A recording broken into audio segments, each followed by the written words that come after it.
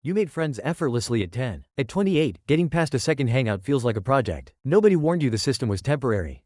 For most of your life, friendship just happened to you. School put you in the same room as the same 30 people, every single day. You shared homework, bad cafeteria food, and 5 years of inside jokes. Not because you chose each other, because you had no choice. That wasn't friendship, that was proximity. And then, the proximity machine shut down.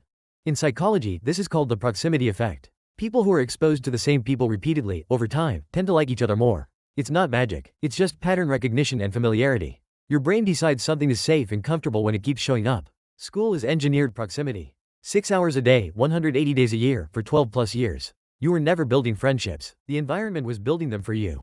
And then graduation happens, and no one tells you the conveyor belt has stopped. Researchers have actually quantified this.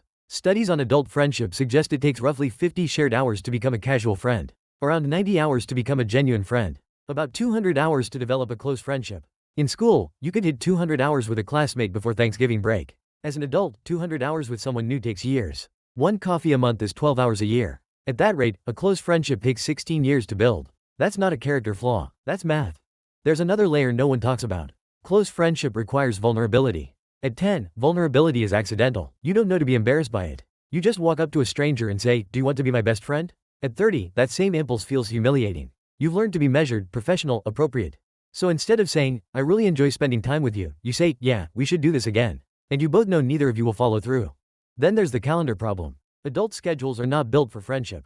Between work, partners, family, commutes, and the 11 things you've already committed to, there's no margin. "We should hang out" becomes a 5-week text chain. By the time you find a free Saturday, the social momentum has half evaporated. Kids don't have this problem, they're just available. Adults are never available. Every hour is already someone else's.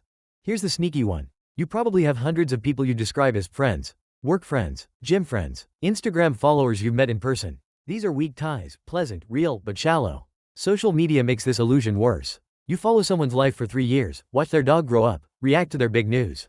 And you feel like you know them. But you've never had a real 2-hour conversation about something that mattered. Weak ties look like friendship. They just don't function like it. And they can mask the fact that the close friendship slot has been empty for years. So here's the actual answer.